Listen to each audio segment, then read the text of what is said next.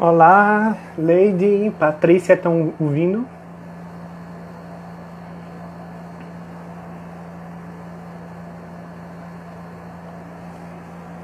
Vocês estão escutando?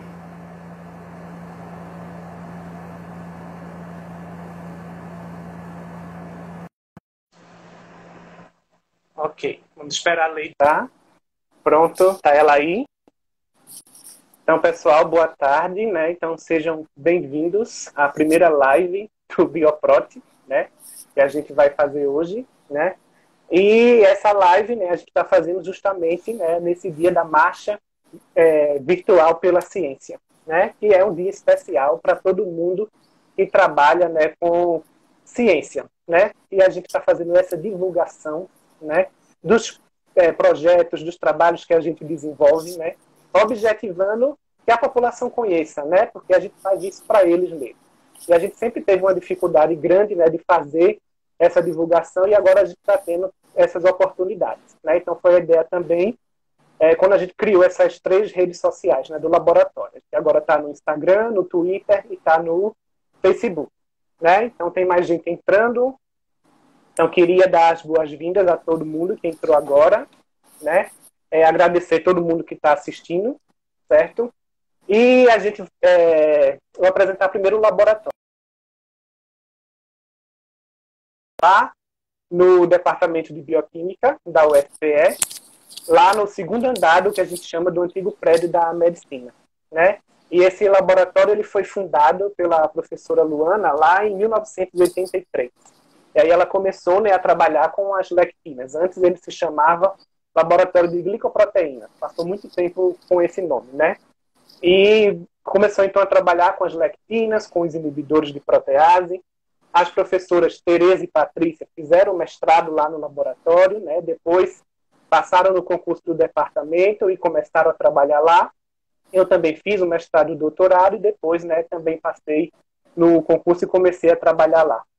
E aí várias outras abordagens foram vindo, né, ao longo, né, desse período. E nesses posts que a gente está fazendo, né, toda hora colocando os artigos, né, mais ou menos em ordem cronológica, é para vocês acompanharem um pouquinho da evolução do laboratório também, né? A gente não está botando todos os recentes, os que a gente acha mais interessantes. A gente está colocando todo mundo na ordem cronológica, certo?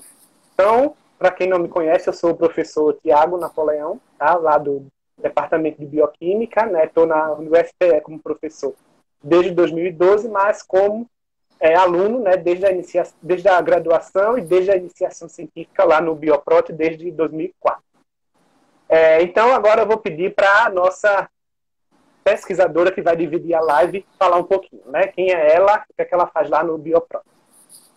Então, gente, vocês estão me ouvindo direitinho? Respondam aí no comentário. Acho que tá ok? Meu nome é Leidiane, eu faço doutorado, sou orientada pelo professor Tiago. E a gente está aqui para conversar um pouquinho com vocês hoje, nesse dia, né? Da Marcha pela Ciência. Gostaria de ressaltar a importância desse evento, porque é uma oportunidade para a gente mostrar um pouquinho do que a gente faz. Eu acho que a maioria de vocês, na verdade, quem não é do laboratório, que eu estou vendo aí nos comentários muita gente do laboratório, mas quem não é do laboratório, conhecer também um pouquinho da ciência que a gente faz, os colaboradores. E a gente teve essa oportunidade hoje, a gente passou o dia postando fotos dos experimentos que os alunos fazem, das pesquisas dele, assim como o professor Tiago falou também, a gente tem postado os artigos científicos. Então, é isso. Espero que vocês gostem. Comentem aí nos comentários as perguntas, tudo que vocês quiserem, tá bom? Vou passar a palavra de volta para o professor Tiago. Vocês podem comentar que a gente tem Tamara, né, nos bastidores anotando, tá? As perguntas para a gente responder no final. Então, como é que a gente vai fazer essa live? Então, eu e Leides preparamos algumas perguntas e respostas, a gente vai fazer esse jogo, né, para responder. Se na hora que a gente estiver falando, a gente vê alguma pergunta, assim, né, porque vai subindo bem rápido aqui, né, e a gente puder responder na hora, a gente responde, tá? Senão a Tamara está anotando para a gente falar depois, certo? E a primeira coisa, né, o tema da nossa live é potencialidades biomédicas das lectinas. Eu queria que Leide explicasse aí o que são as lectinas. Tem muita gente aí que já sabe, mas tem que explicar para todo mundo. O que são essas lectinas? Então, gente, como definição básica, as lectinas elas são proteínas que se ligam de forma específica e reversível a carboidratos. Esses carboidratos podem ser monossacarídeos, disacarídeos, polissacarídeos ou até mesmo os glicoconjugados, que são glicolipídios e glicoproteínas, certo? Aí você pode estar se perguntando, certo? Mas qual a importância, então, dessas lectinas? O que é que tem de importante dessas proteínas se ligarem a carboidratos? Para quem não sabe, os carboidratos estão presentes em todas as células do nosso corpo humano, certo? Eles fazem parte do glicocálise, que são, vamos dizer, um conjunto de proteínas que tem função de reconhecimento. Essas proteínas são tanto glicolipídios como glicoproteínas, no caso, né? Que tem função de reconhecimento. Então, só para vocês entenderem a importância de termos uma proteína que reconhece carboidratos, certo? Além disso, também... Uma proteína que é capaz de decifrar o código que tem lá na superfície da célula. Exatamente. Então, essas lectinas, vocês podem perguntar, certo? E onde que estão essas proteínas, né? Essas proteínas, elas podem ser isoladas e elas estão presentes em diversos organismos, dentre eles os animais, as plantas e os micro-organismos. Ok. E aí, Leide, quais são, então, essas potencialidades biomédicas da lectina? O que é que isso quer dizer? Então, eu falei para vocês que essas proteínas, elas têm capacidade de reconhecer o glicocálise e carboidratos que estão na superfície de células, né? E esses compostos na superfície de células, eles têm diversas funções. Reconhecimento celular, sinalização. E devido à capacidade das lectinas de interagirem com esses carboidratos de membrana celular, por exemplo, eles têm apresentado uma infinidade de atividades biológicas. Dentre elas, nós podemos citar atividade antitumoral, anti-inflamatória, pró-inflamatória também, antidiabética, antimicrobiana, contra fungo, bactéria, vírus, antiparasitária. As lectinas, elas também têm apresentado atividade antioxidante. Também são protetoras em alguns órgãos. Nós temos atividades descritas, né? Hepatoprotetora, neuroprotetora, nefroprotetora. São várias as atividades. Ok. Então, vamos lá continuar a nossa live. Então, Tiago, aí eu quero te perguntar o seguinte. Sobre a citotoxicidade das lectinas. Elas são tóxicas para todas as células? Então, a gente sabe que as lectinas, ao interagirem, né, com esses receptores, esses carboidratos, esse glicocódigo, elas podem causar várias respostas celulares. E uma delas é a morte celular, né? Então, as lectinas podem, sim, ser citotóxicas. Mas aí as lectinas, elas têm um diferencial, né? Que é que elas são específicas. Elas não ligam aleatoriamente os carboidratos, qualquer carboidrato e qualquer célula. Elas têm a especificidade de ligação. De modo que elas também podem causar diferentes efeitos dependendo de quem é a célula. Então, a lectina ela pode ser citotóxica para uma célula normal, mas também para uma célula cancerígena. Então, vão ter aquelas que são tóxicas para células normais, e aí são problemas que a gente está falando, né, de potencialidade biomédica, mas tem aquelas que são as bem interessantes, né, que vão ter uma citotoxicidade direcionada para células transformadas, que têm esses carboidratos da superfície diferenciados. Então, quando a gente trabalha com lectinas, a gente tem que avaliar as duas coisas. Se ela não afeta o nosso alvo, se ela afeta o nosso alvo desejado, a célula tumoral, por exemplo, ou se ela afeta também as células normais, que a gente não quer que aconteça nada com elas. Além disso, né, mesmo que a lectina não mate a célula, não cause a morte, ela pode causar modificação no funcionamento, no metabolismo, na fisiologia dessa célula. A gente tem que investigar também o que é que está acontecendo. Okay? Então, professor, as lectinas, elas podem, por exemplo, ser citotóxicas especificamente para células tumorais? E como que isso é vantajoso para a gente explorar? Então, elas podem sim, né? A gente tem vários exemplos de lectinas de laboratório que ou não tem citotoxicidade, a gente não conseguiu detectar essa citotoxicidade para a célula normal, ou se ela tem uma citotoxicidade muito mais fraca, né, do que para uma célula tumoral. A gente tem o que a gente chama de índice de seletividade. Quanto maior esse índice, quer dizer que a lectina é muito mais eficiente em matar uma célula tumoral do que uma normal. Ou seja, a concentração que eu vou precisar para ela ser citotóxica para a célula tumoral é muito, muito menor do que a da célula normal, né? Então, elas têm essa especificidade. Isso vai depender de quem são os carboidratos que a lectina liga, tá? Como é que ela reconhece esses oligosacarídeos, todo esse conjunto, esse glicocódigo. E é diferente esse código na célula normal do da célula transformada. Então, acontece sim de haver, né, lectinas específicas para só atuar sobre células tumorais. Certo. E como é que isso acontece? Quais são os mecanismos que estão envolvidos? Então, quando a lectina ela vai se ligar, né, no carboidrato, esse carboidrato pode, por exemplo, ser um receptor, ele pode ser uma proteína transmembrana, e lá no interior da célula, essa ligação vai gerar uma resposta. Também pode acontecer da lectina ser internalizada, né, pela célula, e ela vai causar os efeitos lá dentro. Então, o que mais comumente a gente observa é a ativação de vias de morte celular, então a apoptose, necrose e autofagia, uma ativação de várias vias, né, que vão mudar o metabolismo, né, podem estimular a proliferação, mas no caso também podem inibir a proliferação, que seria interessante, né, no caso de uma célula cancerígena. Então elas fazem isso a nível molecular, tá? Do mesmo jeito que a gente tem o hormônio, liga no receptor e ele gera uma resposta, as lectinas podem, ao se ligarem a esses carboidratos, esses glicolipídios, essas glicoproteínas, gerar respostas dentro das células que ativam tudo isso. Certo? Então, professor, isso já tem sido testado a nível clínico? Como é que está a pesquisa nesse sentido? Então, a maioria das pesquisas com lectinas e câncer são a nível de pesquisa básica ou pré-clínico, mas a gente tem, sim, tá, lectinas que já estão sendo utilizadas em estudos clínicos, tá, por essa capacidade antitumoral. Então, deixa-me ver aqui. Então, vocês viram já o vídeo que ele falou hoje, né, sobre as lectinas e a imunomodulação, né? E eu queria abordar também esse assunto, porque tem a ver com isso que a gente está falando, né? E é uma das principais potencialidades biomédicas das lectinas. Então, o que é, de novo, Leide, uma atividade imunomoduladora? Então, para começar, como o próprio nome sugere, certo?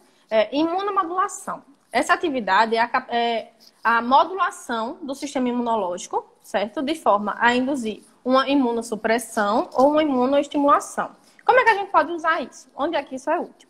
Por exemplo, uma imunossupressão, ela é útil quando a gente quer reduzir a resposta forte do sistema imunológico, por exemplo, quando nós fazemos um transplante de órgãos, por exemplo, que não era do nosso corpo, certo? Apesar de todo o estudo antes para que ele não seja rejeitado, ainda ocorre rejeição em alguns casos. Então, nós podemos utilizar técnicas de imunossupressão para diminuir essa resposta forte, certo, do sistema imunológico contra esse novo órgão.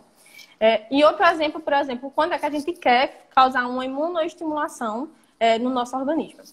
Um exemplo básico é, por exemplo, as respostas virais, como está aí o coronavírus, né? O que é que acontece? Quando a gente tem um vírus, as células que respondem contra eles, principalmente, são as células T citotóxicas, certo? Então, a gente pode causar uma imunoestimulação específica nesse caso, aumentando o número dessas células, ou seja, usar compostos que sejam capazes de causar proliferação celular e diferenciação dessas células, e isso seria útil nessa resposta antiviral, certo? Então, basicamente é isso, a imunomodulação. Então, Leide, você falou aí de aumentar o número de células, mas o que mais que as lectinas podem modular no sistema imunológico? Então, as lectinas, elas têm apresentado capacidade de ativar células do sistema imunológico, linfócitos, neutrófilos, macrófagos, todas as células que vocês imaginaram, células dendríticas também já têm sido descritas, certo? Então, essas lectinas têm a capacidade de ativar essas células. Algumas lectinas causam diferenciação, por exemplo, dos linfócitos em linfócitos TCD4, TCD8, aumentando a população celular diferenciada desse tipo. Pode estimular a proliferação celular também. Além disso, as lectinas, acho que a área talvez mais forte que tem sido explorada na modulação por lectinas, de modularem a capacidade delas de modularem a produção de citocinas pelas células do sistema imunológico. Então, as lectinas, elas têm a capacidade de induzir determinados perfis de citocinas, a produção de determinados perfis de citocinas pelas células imunológicas. Por exemplo, algumas lectinas podem estimular uma resposta pró-inflamatória, ou seja, citocinas do perfil pró-inflamatório, e outras lectinas podem estimular a resposta de citocinas do perfil anti-inflamatório, por exemplo. Além disso, também podem modular a produção de óxido nítrico, que é outro mediador de inflamação. E aí, qualquer lectina, então, pode fazer isso? Pode chegar numa célula imunológica e fazer essa modulação? Não. Então, como a gente falou no princípio, as lectinas, elas se ligam a carboidratos de forma específica, certo? Então, as células, elas também têm composição em carboidratos diferentes. Então, da mesma forma, uma lectina, que é ligadora de manose, uma lectina que é ligadora de glicose, ela vai agir de forma diferente nessas células do sistema imunológico. Algumas vão diferenciar especificamente células T, outras vão diferenciar, por exemplo, macrófagos e assim por diante. Elas têm uma atividade direcionada e específica. E como eu falei para vocês também, algumas lectinas elas podem estimular um perfil pró-inflamatório, enquanto outras podem estimular um perfil totalmente diferente, um perfil anti-inflamatório. Certo? Isso é muito relativo de lectina para lectina. Até porque, estruturalmente falando, as lectinas elas são diferentes. Então, elas têm composição de aminoácidos diferentes, são proteínas, certo? Então, elas são proteínas diferentes isoladas de plantas diferentes, de organismos diferentes. Então, essa capacidade dela diferencia muito de proteína para proteína. Tá, mas aí é bom então que a lectina faça o quê? Que ela, uma lectina boa para o potencial biomédico. Ela tem que ser pró-inflamatória ou anti-inflamatória? Então, essa atividade imunomoduladora das lectinas, ela pode ser explorada de diversas formas. Por quê? Como eu falei para vocês, existem as lectinas com perfil de resposta pró-inflamatória e as lectinas com perfil de resposta anti-inflamatória, certo? O que acontece? Dependendo do que a gente quer propor o uso dessa lectina, nós podemos usar uma lectina pró ou anti-inflamatória. Vou dar um exemplo para vocês. O caso de... Pronto, se a gente está sugerindo o uso da lectina para uma doença inflamatória, a gente quer o quê? Que essa lectina, ela desenvolva um perfil anti-inflamatório no sistema imunológico, além de preferência que ela induza a produção de citocinas anti-inflamatórias e suprima a produção de citocinas pró-inflamatórias. Além disso, nós não queremos que ocorra ativação de célula, diferenciação, porque nós queremos o quê? Suprimir esse sistema imunológico, certo? Por outro lado, tem algumas doenças, por exemplo, doenças parasitárias. Eu vou dar exemplo para vocês da leishmania, por exemplo. Na leishmania, é favorável que o organismo, na leishmaniose no caso, é favorável que o organismo ele desenvolva uma resposta pró-inflamatória, certo? E os pacientes que apresentam uma resposta pró-inflamatória, eles respondem melhor e têm uma carga parasitária menor, certo? Então, eles não desenvolvem os níveis mais graves da doença, certo? Ok. E aí eu queria saber, então, o que é que tem a ver atividade imunomoduladora com atividade anti-câncer? O que é que pode ter a ver? Que a gente falou logo no começo da live. Então, o que é que acontece? Primeiro que essa relação de câncer e do sistema imunológico tem sido muito estudada ultimamente, certo? Tá muito forte esses estudos. Porque cada vez mais se sabe que o sistema imunológico é um componente muito forte para se combater o câncer, certo? Então, o que é que acontece? No caso das lectinas especificamente, a gente pode direcionar, por exemplo, a resposta de forma a usar lectinas que tenham uma resposta, nós sabemos mais ou menos quais são as lectinas que têm um potencial antitumoral, por exemplo, através da resposta da atividade imunomoduladora dela. Por exemplo, uma lectina que induza uma resposta pró-inflamatória com perfil de citocinas, por exemplo, o fator de necrose tumoral alfa, o TNF-alfa, e interleucina 6. Essas duas citocinas, elas têm sido muito conhecidas como citocinas antitumorais, certo? Então, uma lectina que ela produza, que ela estimule a produção dessas citocinas, ela tem um potencial antitumoral forte, certo? Então, a gente pode direcionar os experimentos, direcionar com essa lectina, vamos dizer. Outra coisa também que as lectinas têm feito nesse sentido, elas têm estimulado, por exemplo, a diferenciação de macrófagos em um fenótipo antitumoral. É outra área de estudo muito forte também, que tem crescido aí. Então, tem tudo a ver, a atividade moduladora e antitumoral. Deixa eu só ver aqui, Tamara salvou a pergunta do Conrado. Ele pergunta se há a possibilidade de sinalizar ou promover especificidade de uma lectina a um determinado tipo celular. Então, Conrado, quando a gente está inicialmente nesses estudos, a gente vai descobrindo, né, quais são as células que a lectina tem afinidade. Para a gente fazer isso, a gente precisaria de coisas mais avançadas, né? Por exemplo, a gente precisa conhecer a estrutura, a gente precisa conhecer a sequência dos aminoácidos, como ela está dobrada, para usar umas técnicas, por exemplo, de mutagênese cito-dirigida, que se usa muito para enzimas, né, para melhorar a atividade enzimática. Mas a gente tem que ter um estudo bem aprofundado para a gente saber direitinho que aminoácidos a gente pode trocar, o que é que a gente pode mudar, para a lectina fazer o que a gente deseja, né? Então a gente pode, mas é algo bem mais avançado, né? A gente precisa de muita informação para chegar nesse... Então, Tiago, eu também peguei uma pergunta aqui, eu acho que sim, Sinara. Sinara, acho que é. que está perguntando se já tem alguma lectina descrita com o mesmo perfil da Acramol, que tem uma atividade pró-inflamatória e antitumoral. Certo? Acho que a pergunta foi essa. Ela pode confirmar aí nos comentários. Sim, existe. A lectina, inclusive, que eu trabalho, ela tem apresentado o perfil pró-inflamatório, o artigo já foi publicado, e tem também potencial antitumoral. Não foi publicado ainda, o artigo está submetido, mas sim, ela apresentou atividade bem parecida aí com a da Acramol nesse sentido. Tamara colou aqui, foi isso mesmo, né? Eu acho que Estel, da Aroeira da Praia, também tem, né? Ela é antitumoral e ela gera uma resposta pró-inflamatória, mas modulada por algumas anti-inflamatórias também. Então é algo meio balanceado, mas ela também faz nesse sentido. Vamos lá, tem mais coisas, Jéssica falou, mas aí Tamara olha e depois a gente responde, tá? Eu não deu tempo de eu ler. Então, Tiago, vamos falar um pouquinho então sobre a atividade antimicrobiana de lectinas, certo? Como é? Fala um pouquinho sobre essa atividade.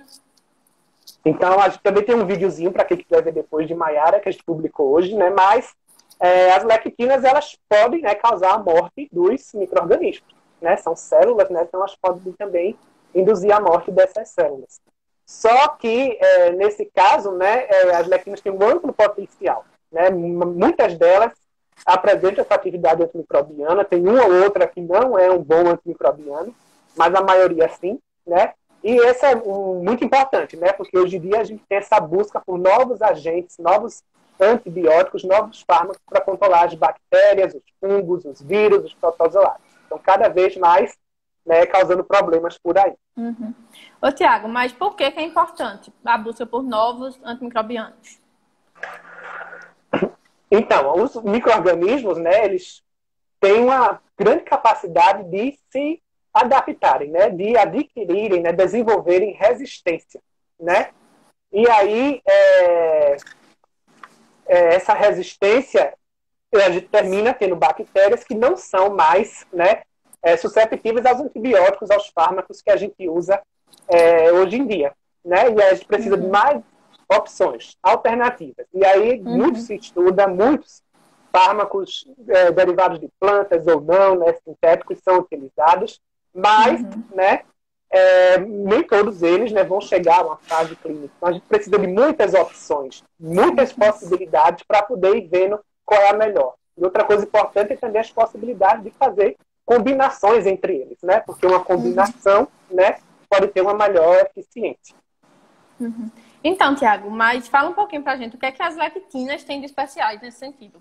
Por que seria importante elas serem utilizadas para substituir os antibióticos que são usados hoje em dia, por exemplo?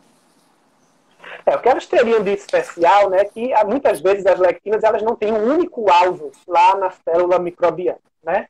Não atuam só naquela enzima tal, só na proteína tal. Então, elas produzem vários efeitos.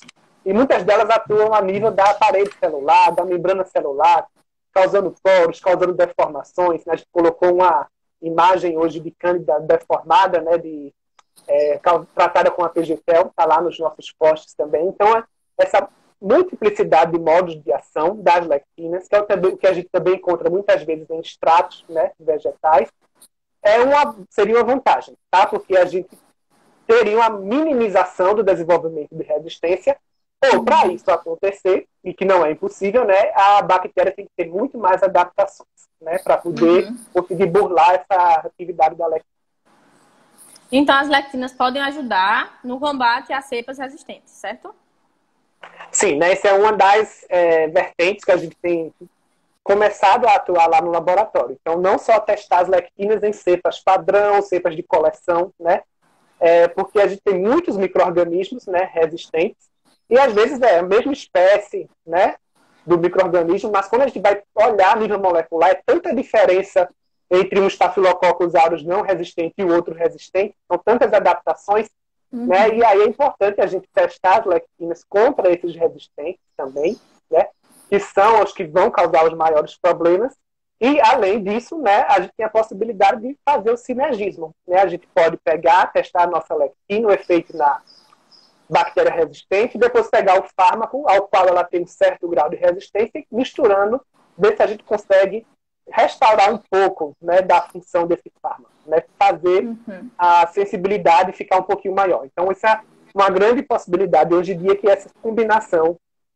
dos antibióticos, né, inclusive as lectinas podem estar lá, né, fazendo essa facilitação da ação de um fármaco que já está perdendo a sua eficiência em uma determinada cepa. Entendi. Tiago, você pode falar para a gente um pouquinho sobre... lá no laboratório é muito forte, certo? Essa atividade antimicrobiana. Fala um pouquinho para a gente sobre as principais lectinas que têm se mostrado ativas, os mecanismos que elas desenvolvem.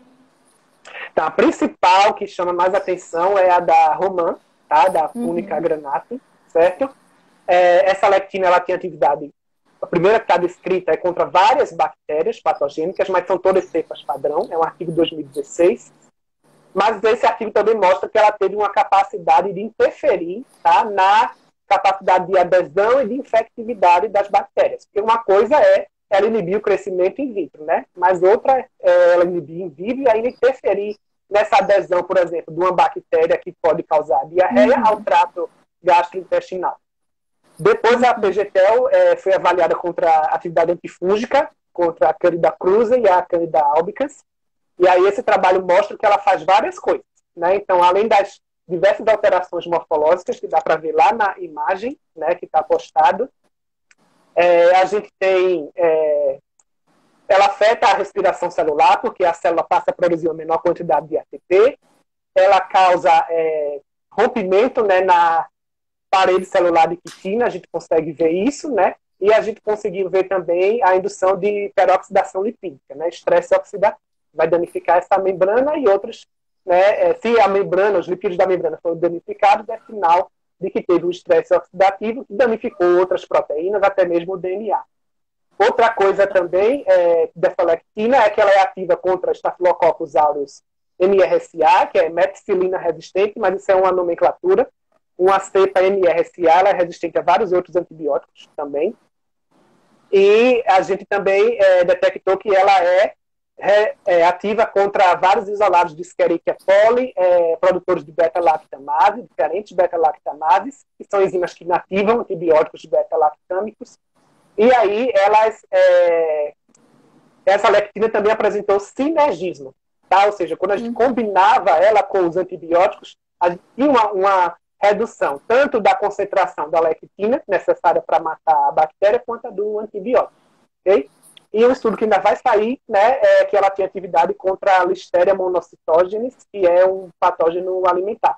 Então, a PGT é a que mais se destaca. Certo. Ok? Gente, tem muita pergunta, muita grandinha, então a gente vai responder no final, porque eu não estou conseguindo ler tudo, tá? Então, a Tamara está juntando. A gente falou, né, Leide, sobre atividade antimicrobiana, mas outro tema que a gente abordou hoje também foi o uso de lectinas em vacinas, né? Tem a ver até com a imunomodulação, que a gente acabou de falar. Então, a gente tem um vídeo e lá eu mencionei que as lectinas podem ser usadas como adjuvantes. E aí, como é que seria isso? Então, gente, quando a gente pensa numa vacina, o que é que acontece? Nas vacinas, a gente quer um composto, certo?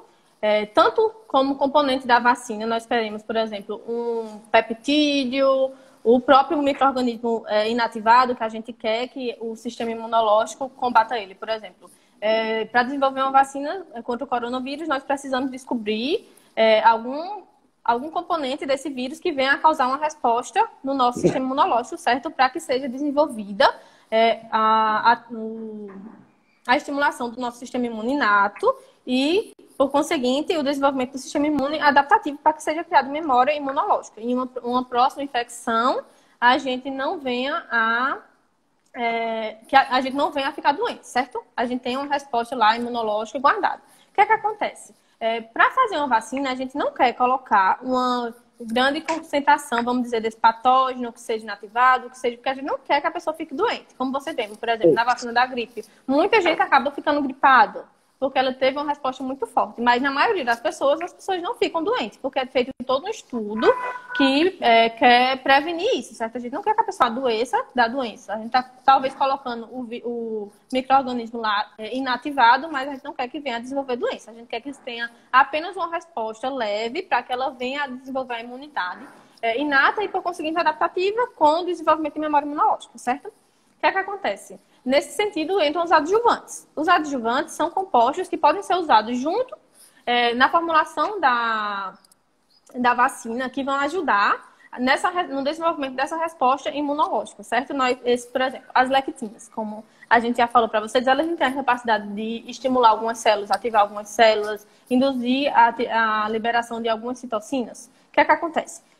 Então, as lectinas, elas podem ser usadas como adjuvante. Por quê? Porque elas vão auxiliar nessa resposta imunológica, de forma que a gente não precisa ter uma resposta extravagante, mas a gente vai dar vamos dizer assim, vamos acordar esse sistema imunológico para que ele venha a desenvolver uma resposta adaptativa. Basicamente isso que tem sido estudado no sentido do uso de lectinas, né, para vacinas. Então vamos olhar aqui as perguntas, né? Tamara copiou aqui. Peraí. Sinara a gente já respondeu. Então Jéssica quer saber se existem estudos que mostram alguma atividade antiviral de lectinas. Acho que é isso, né? Então a gente tem sim estudos com atividade antiviral, né? No laboratório a gente só tem um, tá, publicado, que é com 2 vírus da herpes, é o citomegalovírus e acho que o herpes 6, né? Mas tem vários outros grupos que estudam, tem revisões, tá, sobre atividade antiviral, né?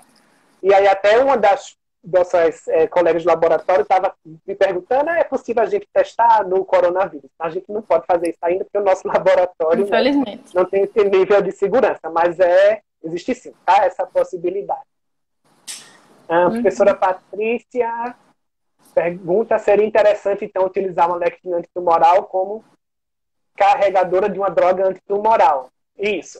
Tá? Então, além da lectina ter atividade antitumoral, ela também pode ser direcionar outras drogas para agirem em conjunto. Né? Então, a gente pode encapsular, né? A gente vai falar um pouquinho depois, fármacos e colocar na superfície dessa cápsula uma lectina, que vai levar a lectina lá até o local, e ela reconhece especificamente, né, o tumor. E isso vai intensificar a terapêutica, como a professora Patrícia perguntou. Conrado pergunta se as lectinas podem atuar a nível nuclear ou somente a nível de membrana citosólica. E caso possua atividade nuclear, a possibilidade do controle da expressão gênica e quais seriam as vantagens. Então, elas atuam geralmente a nível de membrana, e elas podem causar uma modificação, uma resposta, né, através de segundos mensageiros, uma resposta citosólica que pode chegar lá no núcleo e pode alterar a expressão, tá, de alguns genes. Então, existem estudos onde a gente investiga se o gene está mais ou menos expresso quando a gente trata uma célula com a lectina, né? E quais seriam as vantagens? Então, a vantagem também, né, é da lectina poder modificar, por exemplo, inativar um gene de uma célula cancerígena, né, e está lá fazendo ela proliferar descontroladamente. Né? Esse é um exemplo. Pronto, a professora Patrícia, lectinas com ação antitumoral endereçado por sua especificidade, é isso mesmo, né? Ok, pronto. A Tamara não botou mais nenhum aqui. Leide, então, a outra coisa que eu queria que você falasse, que eu inclusive pulei, não foi? Foi. Sobre o uso das lectinas como ferramentas de diagnóstico, que é uma outra abordagem. Quais são as possibilidades? Certo. Então, gente, voltando mais uma vez para essa capacidade da lectina de reconhecer carboidratos diferentes, certo? O que acontece? Essa capacidade também das lectinas, vamos dizer assim, mais puxado para o lado de biomédico e biotecnológico também, certo? Em diagnóstico. Por exemplo, os tecidos tumorais, como o professor Tiago falou, eles apresentam um perfil de carboidratos diferentes daqueles que são observados em células normais. Por exemplo, a gente sabe que é uma das principais características do câncer, certo? É justamente mudar essa composição em carboidratos na superfície celular. O que é que acontece? Então, nós podemos utilizar lectinas que têm especificidade para determinados carboidratos. Por exemplo, nós queremos estudar a composição de glicose e humanose em alguma célula tumoral. Tem algumas células tumorais que elas têm especificamente esses carboidratos aumentados. Então, nós podemos utilizar lectinas que têm especificidade por esses carboidratos para fazer marcação desse tecido, certo? Então, nós podemos observar, por exemplo, quantitativamente o quanto desses carboidratos nós temos naquela célula. Nós podemos fazer estudo de quanto ele está diminuindo essa quantidade de carboidratos ou está aumentando, com lectinas marcadas com algum composto fluorescente. Por exemplo, nós conseguimos fazer essa marcação. Isso em tumores, né? A gente também pode usar marcação com lectinas para estudar a composição, as mais diversas membranas celulares, certo? Por exemplo, parede celular de fungos e bactérias, nós podemos observar a composição em carboidratos desses fungos e bactérias, certo? Através de lectinas marcadas, é outra área também que está sendo bem estudada lá pelo nosso grupo e colaboradores, certo? A marcação dessas membranas com lectinas marcadas com algum composto fluorescente, nós podemos estudar, então, a composição dela em glicose, manose, depende da lectina que a gente está utilizando, certo? A gente direciona o estudo de acordo com a especificidade da lectina pelo carboidrato. Outra utilização também, muito legal, que a gente já está botando em prática lá no laboratório também agora, por exemplo, nós fizemos um estudo de uma lectina que ela tem atividade antitumoral, certo? Então, a gente viu que essa lectina tem capacidade antitumoral. Aí, além disso, agora, no outro projeto de doutorado de uma aluna, ela está fazendo marcação dessa lectina com um radionucleotídeo e tá para verificar se a lectina, além de causar um efeito antitumoral, ela também pode ser usada, por exemplo, com função prognóstica nesse tumor diagnóstica. Então, a gente está querendo observar se essa lectina ela efetivamente entra dentro do tumor, certo? Então, isso é outra alternativa também.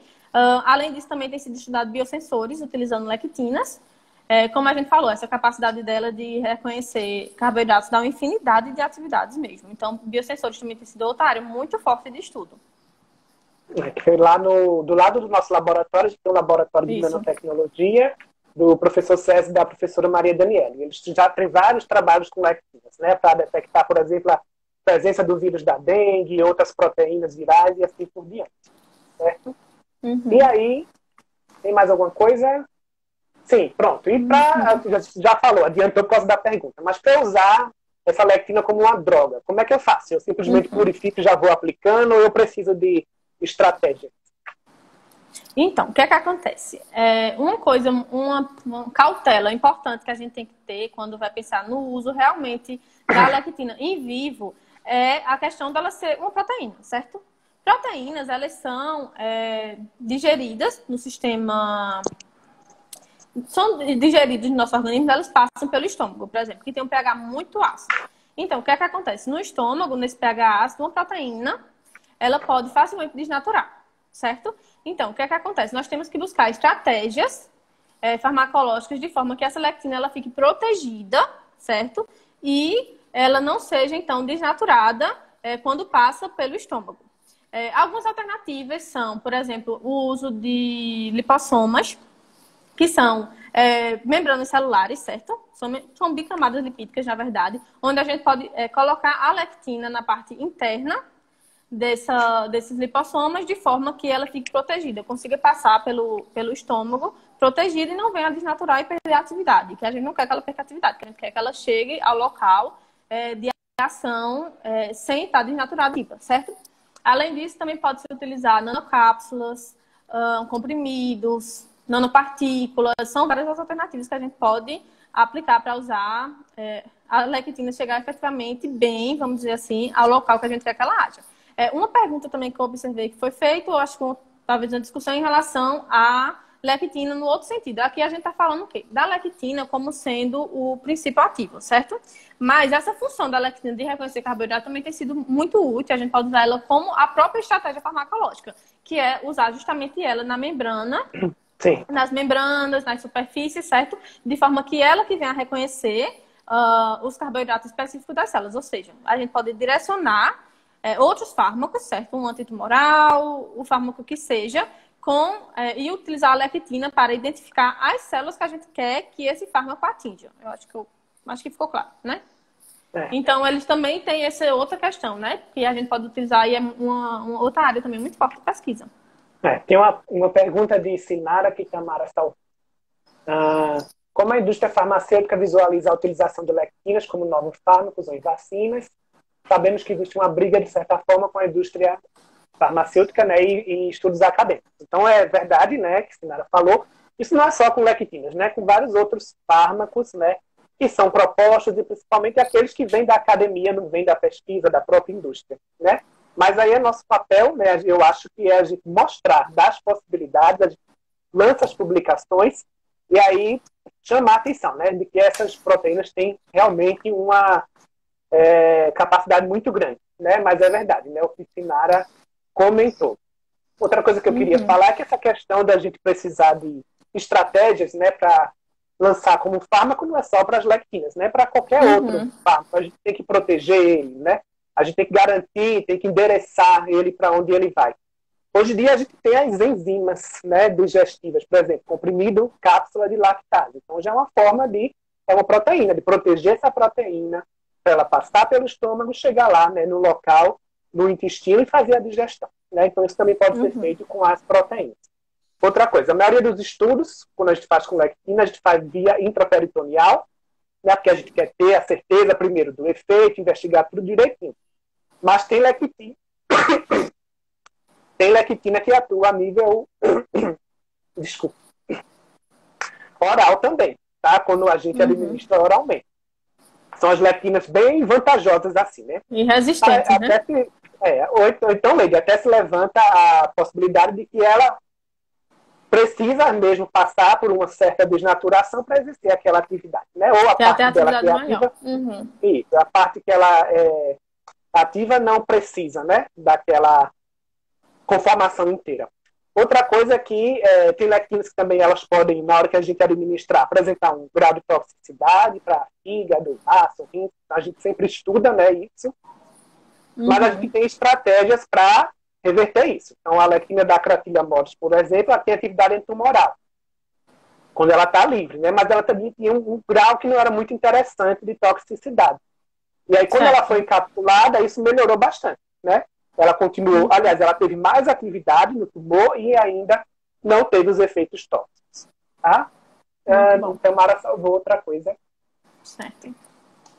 Professora Patrícia, além de investigar a estratégia de uso, que é isso que a gente falou, é interessante também avaliar a proteína em teste de toxicidade e doses repetidas. É interessante, na verdade, é crucial, né? A gente saber que a lectina mata o tumor, mas também danifica um monte de outros órgãos do camundongo, por exemplo, ou vai danificar no humano. Então, isso é essencial.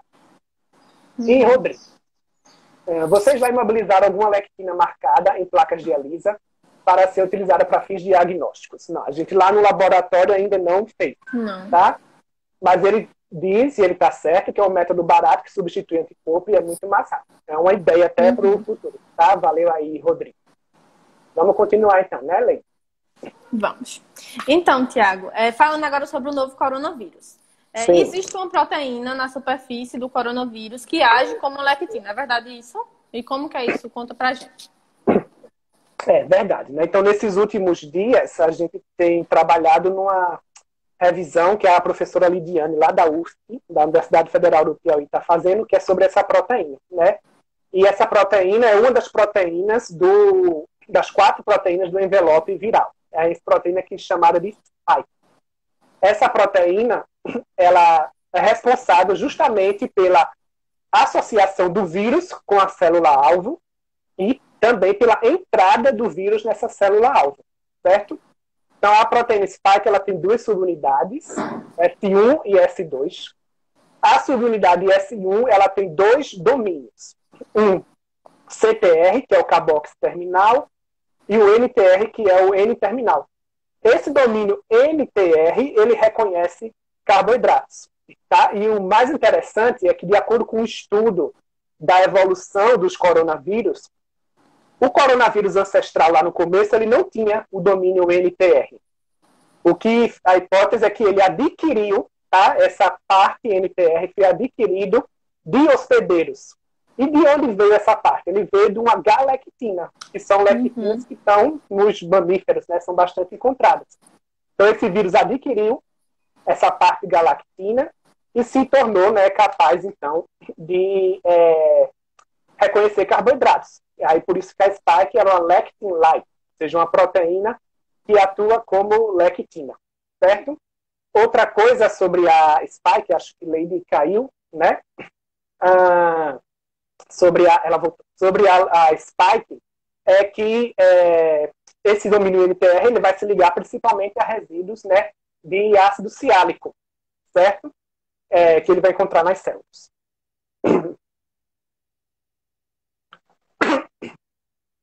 Tá ouvindo não, Lei?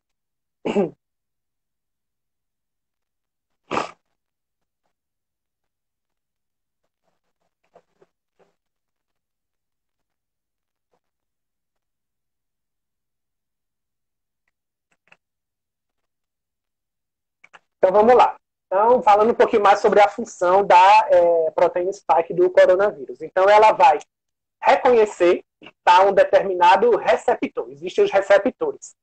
No caso do SARS-CoV-2, COVID-19, essa proteína spike, ela vai, meio de quando voltar a tua cena para eu colocar de novo. Deixa eu só ver aqui. Pera, não tá não. Tá aqui. Então, essa proteína spike, né, que é do SARS-CoV-2, o receptor dela é a enzima conversora de angiotensina 2, tá? A ECA2, né, que a gente chama. Que está presente principalmente nas células dos pulmões, certo? Mas também é bastante expressa nas células intestinais, né? Por isso que um dos sintomas também da COVID-19 é diarreia. Tá? Então, o receptor da spike do SARS-CoV-2 é a enzima conversora de angiotensina 2. Em outros coronavírus, são outras proteínas, tá? E é isso, por isso que essa proteína, essa spike, ela também é responsável pelo tropismo, né? Dizer qual é a célula, qual é o alvo daquele coronavírus. Tiago, tá ouvindo? Tô ouvindo, agora tá. Então, eu não sei se você respondeu a importância da proteína para o vírus, as pessoas estão respondendo isso. Tava falando agora aí. Pronto. E a questão de... Essa proteína, ela pode ser alvo para o desenvolvimento de vacinas? Então, a dificuldade no desenvolvimento da vacina contra o coronavírus é justamente as várias mutações, né? Que ele está sofrendo ou que ele vem sofrendo.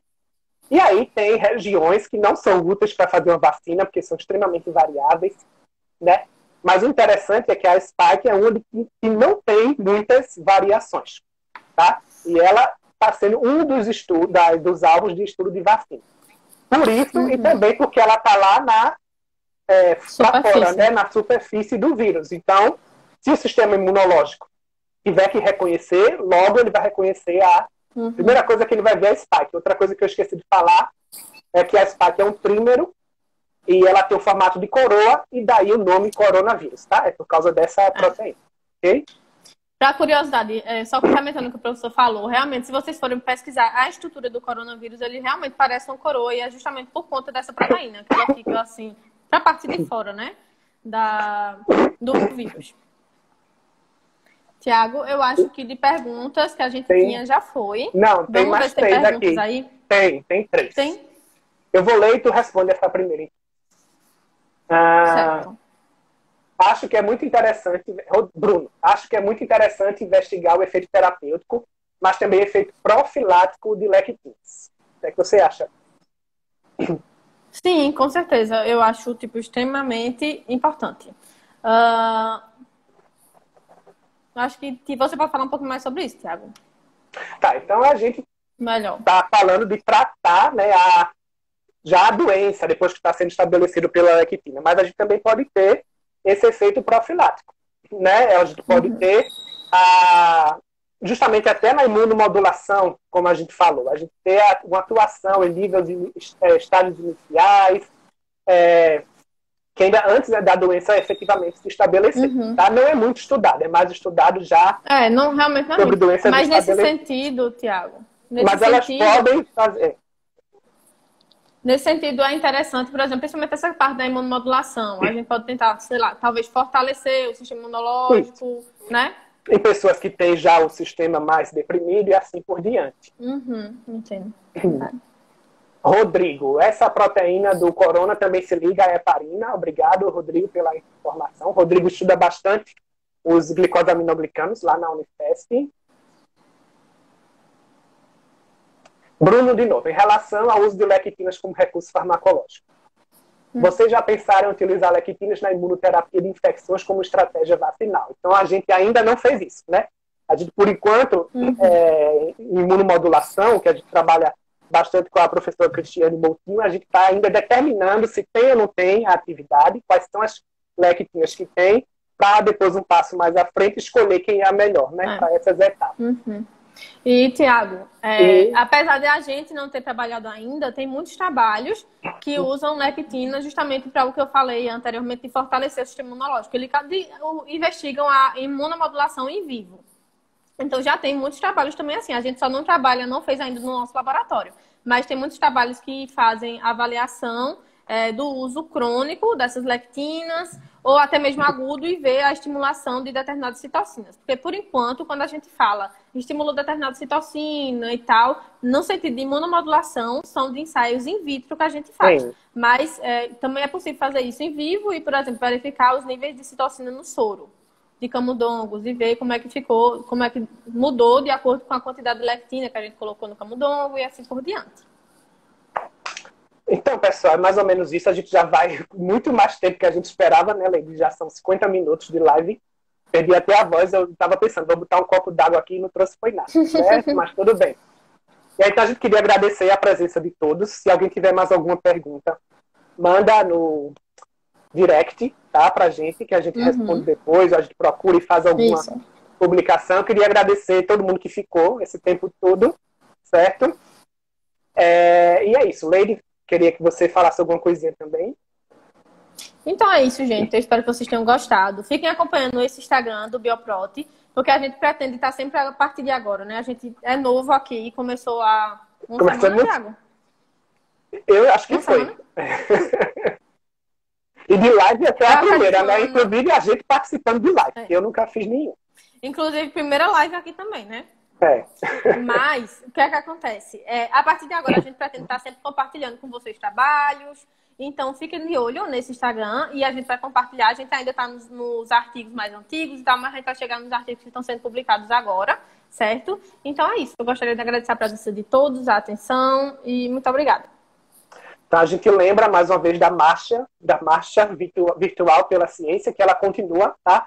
A gente tem uma programação ainda no laboratório, ou no Instagram do laboratório, né? Mas um pouquinho mais tarde, lá para as 8 horas, a gente vai postar mais algumas coisas. De 6 horas tem Tuitaço de novo, então quem tiver Twitter, né? Publicações com as suas frases sobre a ciência, mostrando suas fotos, seus artigos, usando as hashtags, né? Que a SBPC colocou, tá bom? Então é isso, gente. Obrigado aí e vamos ver as nossas próximas lives no futuro, né? Todos do Bioprot estão convidados para propor uma e participar também, tá ok? Então é isso, tá? Então, tchau, gente. Bom finalzinho de tarde e tchau. Tchau.